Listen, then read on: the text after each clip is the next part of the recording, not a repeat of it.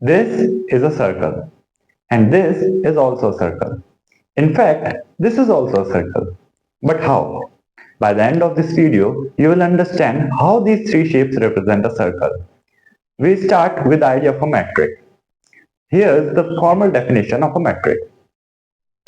Suppose we have any set x, then a function d defined from x cross x to the set of real numbers r is called a metric if it satisfies the following four properties. So let's understand the meaning behind these four properties. Simply speaking, metric represents a distance function. It gives us an idea of a distance. Alright, so suppose we have a set x and we have any point x in the set x, alright, and we have another point y in this set x. So we associate a real number r to this point x comma y and it is represented as dx comma y, and this real number is called the metric. Alright, for example, a simple example of a metric is dx comma y is equals to mod x minus y. And here if we take r as the real number, x as the set of real numbers r, then we have a function d from r cross r to the set of real number r, which is defined as dx comma y is equals to mod x minus y. Alright, now this is nothing but the distance function for the points on the set of real numbers on the real line. Alright, given any two numbers, we know that the distance is defined in this way. Alright, now this idea of a metric can be extended to any set. Alright, so we can have, for example, r square in place of x. Then it will represent the set of points in a plane, and the metric that we define on r square will represent the distance between any 2 points in the plane. Now let's take a look at the four properties of the metric that we saw. Now the first property is non-negativity. Obviously, we know that if we take any points in the physical world, then the distance between these 2 points can never be negative. Alright, distance is something which can only be positive. No matter what path you take, the distance is always going to be positive. Alright, so that gives birth to our first property of matrix, that is dx comma y is greater than equal to 0. Alright, second property says that dx comma y equals to 0 if and only if x is equals to y. Now obviously, when we say the distance between two objects is 0, this means that the two objects coincide, the position of the two objects coincide. Alright, when both the objects are at same position, alright, then we can say that the distance between these 2 points, these two objects is 0. Alright, and the third property is that dx comma y is equals to dy comma x.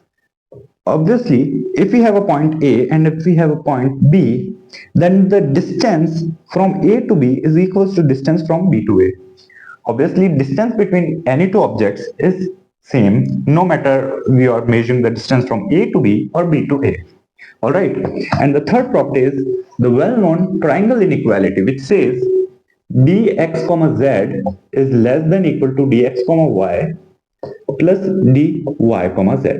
Alright, and what does this mean? This shows that if you have any 2 point x and z, and if you take any third point y, then the distance dx comma z will be less than equal to the distance dx comma y and y comma z. Alright, and these distances represent the sides of a triangle.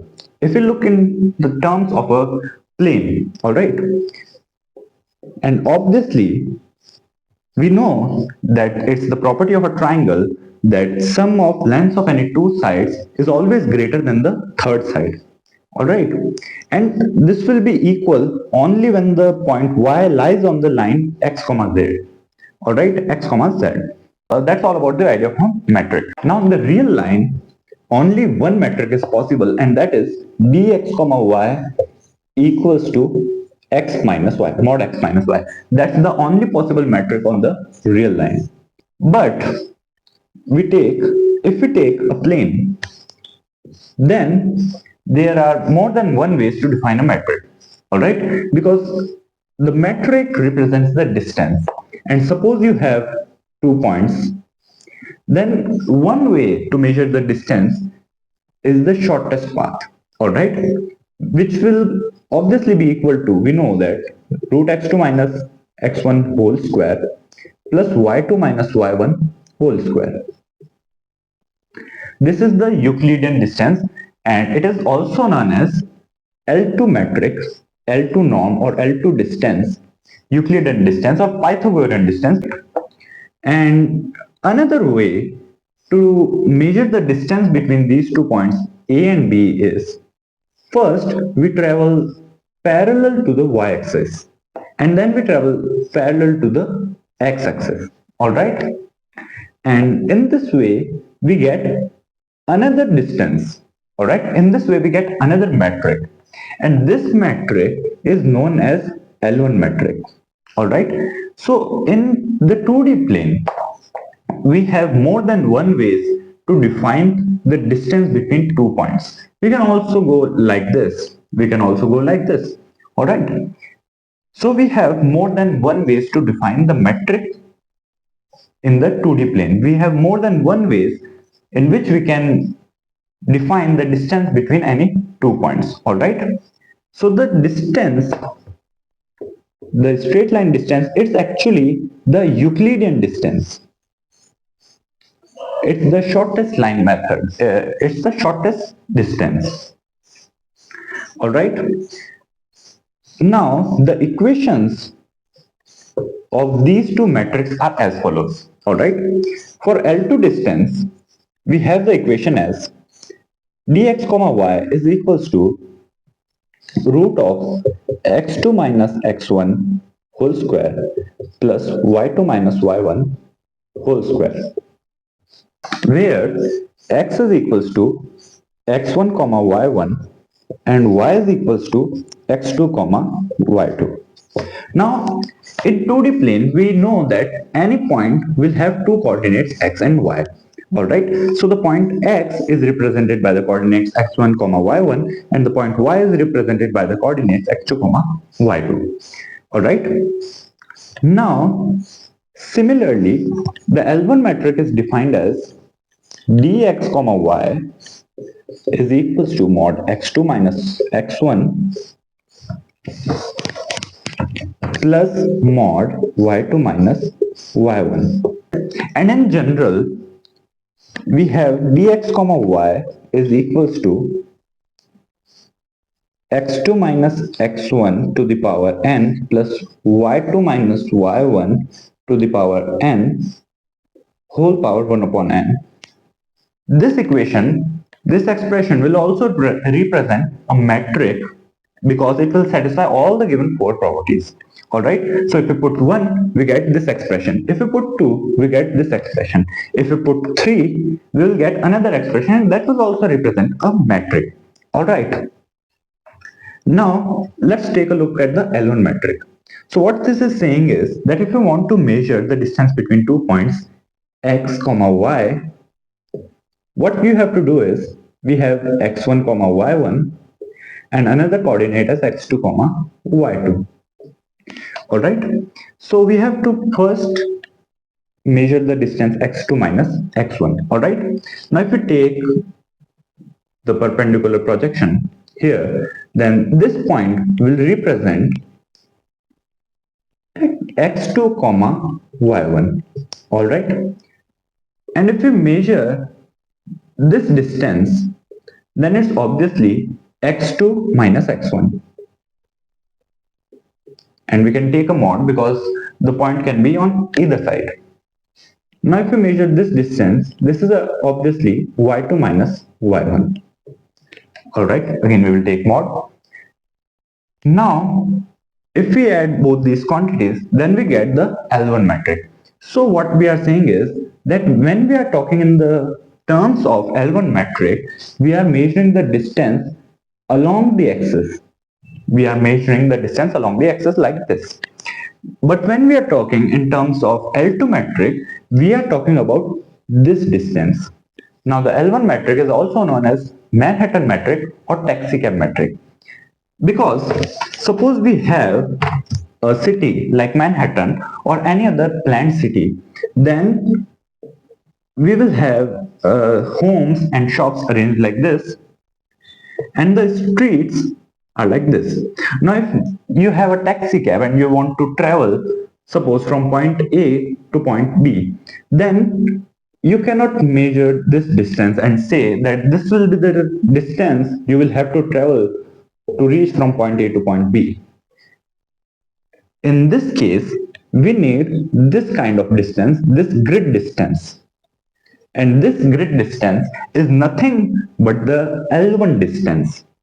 No matter you measure it in this way or in this way or like this, you will always get the same distance, and it will always be equal to L1 distance. Alright, so that's why L1 distance is known as taxi cab metric or Manhattan metric.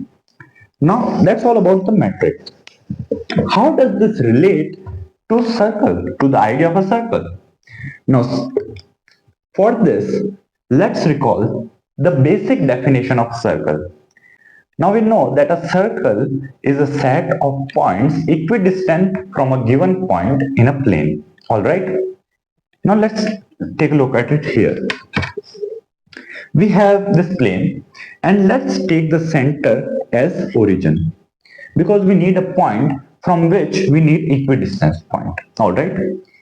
Now usually what we do is we draw a circle like this. Then these points are equidistant from this point, which is called as center. Here it is 0, 0 origin. And here's when the concept of a metric steps in. Because note that we are measuring the distance in the form of Euclidean distance. When we say equidistant, we are assuming that the distance about which we are talking is the Euclidean distance. This is because this is the circle in Euclidean geometry.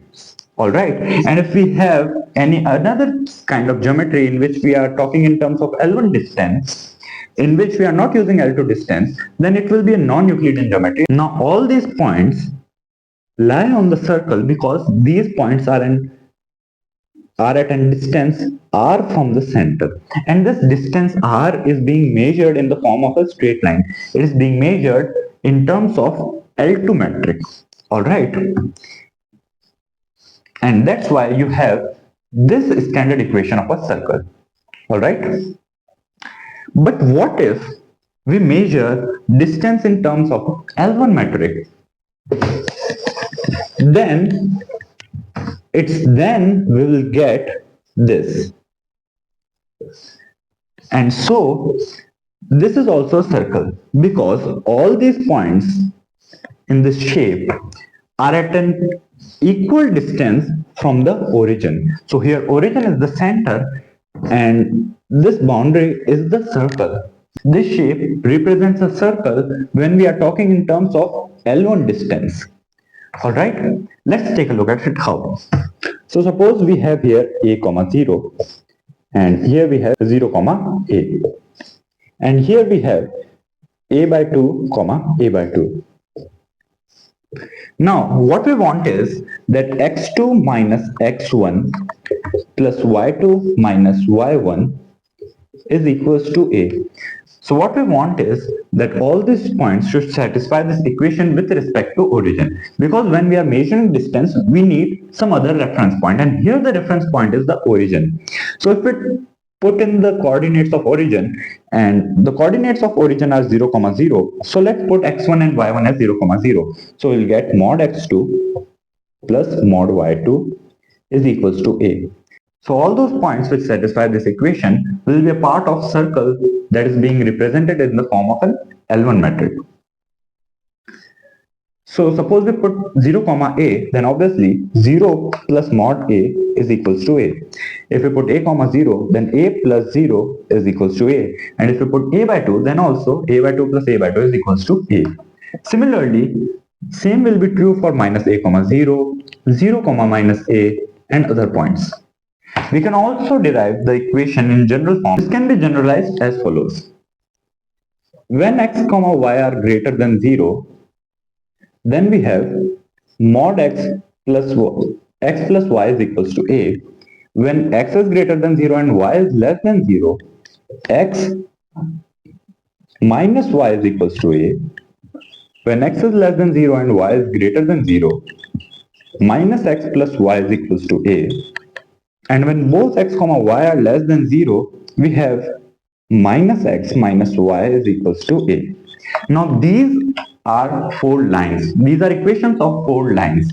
Alright, and if we plot these equations, then we will get these four lines. And so this will become our circle in L1 metric. Alright. Here the distance from 0 to say, let's say this point A is measured as follows. So this will be A. And if you take the point B, then here you will measure the distance in this manner. So this will be A by 2 and this will be A by 2. Similarly, if you have to measure the distance of any point from origin, then we will measure it in this way. And all these distances are equal to A. So all these points are equidistant from origin, and hence this represents a circle in terms of L1 metric. So I hope you really enjoyed this video and you got to learn something new from it. Have an amazing day ahead.